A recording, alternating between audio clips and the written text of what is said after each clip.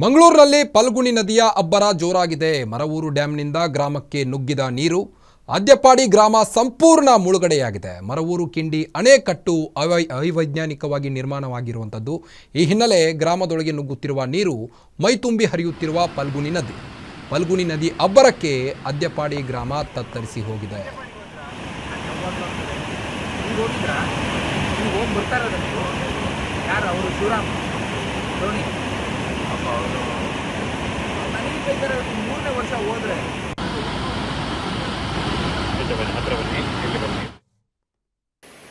ದಕ್ಷಿಣ ಕನ್ನಡ ಜಿಲ್ಲೆಯಲ್ಲಿ ಮಳೆಯ ಅಬ್ಬರ ಹೆಚ್ಚಾಗಿರುವಂಥದ್ದು. ಈ ನಿಟ್ಟಿನಲ್ಲಿ ದಕ್ಷಿಣ ಕನ್ನಡ ಜಿಲ್ಲೆಯ ಜೀವನದಿಗಳು ತುಂಬಿ ಹರಿತಾ ಇದೆ.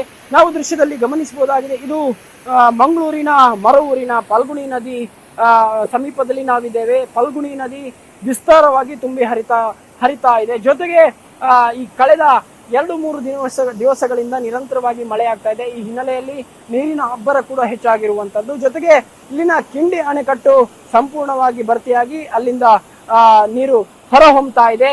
ಈ ಕಿಂಡಿ ಅಣೆಕಟ್ಟಿನಿಂದನೇ ಅದ್ಯಪಾಡಿಯ 35 ಮನೆಗಳು ಅತಂತ್ರಕ್ಕೆ ಸಿಕ್ಕಿರುವಂಥದ್ದು. ಸಂಪೂರ್ಣವಾಗಿ ಅದ್ಯಪಾಡಿಯ 30 ಮನೆಗಳು ಜಲಾವೃತವಾಗಿರುವಂಥದ್ದು. ಅಂದ್ರೆ ಈ ಕಿಂಡಿ ಅಣೆಕಟ್ಟು ಅವೈಜ್ಞಾನಿಕವಾಗಿದೆ ಅಂತ ಹೇಳುವಂಥದ್ದು ಸ್ಥಳೀಯರ ಆಕ್ರೋಶವಾಗಿರುವಂಥದ್ದು. ಇದರಿಂದ ಅದ್ಯಪಾಡಿ ಸಂಪೂರ್ಣ ಭಾಗ ಮುಳುಗಿರುವಂಥದ್ದು. ಜೊತೆಗೆ 35 ಮನೆಗಳು ಕೂಡ ಕುಟುಂಬಗಳು ಕೂಡ ಅತಂತ್ರದ ಸ್ಥಿತಿಯಲ್ಲಿ ಜಲ ದಿಗ್ಬಂಧನದಲ್ಲಿ ಬಂದಿಯಾಗಿರುವಂಥದ್ದು ಸಂಪೂರ್ಣವಾಗಿ ಗಮನಿಸಬಹುದಾಗಿದೆ. ಇದು ಮರವೂರಿನ ಫಲ್ಗುಣಿ ನದಿಯ ಸಮೀಪದ ನೇತ್ರ ಅಂದ್ರೆ ಮುಂದಕ್ಕೆ ಇದು ಸಮುದ್ರವನ್ನು ಸೇರುತ್ತದೆ. ಈಗಾಗಲೇ ಈ ಎಲ್ಲಾ ನದಿಗಳ ತೀರ ಪ್ರದೇಶಕ್ಕೆ ಜಿಲ್ಲಾಡಳಿತ ಸೂಚನೆಯನ್ನು ಕೂಡ ಕೊಟ್ಟಿರುವಂತದ್ದು. ನದಿಗೆ ಇಳಿಬಾರದು ಅಂತ ಹೇಳುವಂತಹ ಮನವಿಯನ್ನು ಕೂಡ ಮಾಡಿಕೊಂಡಿದೆ. ಜೊತೆಗೆ ಅನೇಕ ಪರಿಸರವನ್ನು ಗುರುತಿಸಿಕೊಂಡು ಜಿಲ್ಲಾಡಳಿತ ಈ ಬಗ್ಗೆ ನಿಗಾ ವಹಿಸುವ ಕೆಲಸ ಕಾರ್ಯಗಳು ಕೂಡ ನಡೀತಾ ಇರುವಂತದ್ದು. ನಿರಂತರವಾಗಿ ಮಳೆ ಸುರಿತಾ ಇದ್ದ ಕಾರಣ ಅಂದ್ರೆ ನದಿ ನೀರು ಕೂಡ ತುಂಬಿ ಹರಿಯುವಂಥದ್ದು. ಪಶ್ಚಿಮ ಘಟ್ಟಗಳು ಸೇರಿದಂತೆ ನಗರ ಭಾಗದಲ್ಲೂ ಕೂಡ ಮಳೆ ಪ್ರಮಾಣ ಹೆಚ್ಚಾದ ಕಾರಣ ಎಲ್ಲಾ ನದಿಗಳು ಕೂಡ ತುಂಬಿ ಹರಿತಾ ಇರುವಂತದ್ದು. ಒಟ್ಟಿನಲ್ಲಿ ಈ ಎಲ್ಲ ಸಮುದ್ರ ಆಗಿರ್ಬೋದು, ನದಿ ಭಾಗ ಆಗಿರ್ಬೋದು, ಎಲ್ಲಾ ಭಾಗಗಳಲ್ಲೂ ಕೂಡ ನೀರಿನ ಪ್ರಭಾವ ಅಥವಾ ನೀರಿನ ಪ್ರವಾಹ ಕೂಡ ಹೆಚ್ಚಿರುವಂಥದ್ದು. ಈ ನಿಟ್ಟಿನಲ್ಲಿ ಜಿಲ್ಲಾಡಳಿತ ಮತ್ತು ನಗರ ಪಾಲಿಕೆ ಸೂಚನೆಯನ್ನು ಕೂಡ ಕೊಟ್ಟಿರುವಂಥದ್ದು. ಯಾರು ಕೂಡ ನದಿ ಅಥವಾ ಸಮುದ್ರದ ಭಾಗಗಳಿಗೆ ಇಳಿಬಾರ್ದು ಅಂತ ಹೇಳುವಂತಹ ಸೂಚನೆಯನ್ನು ಕೊಟ್ಟಿದೆ.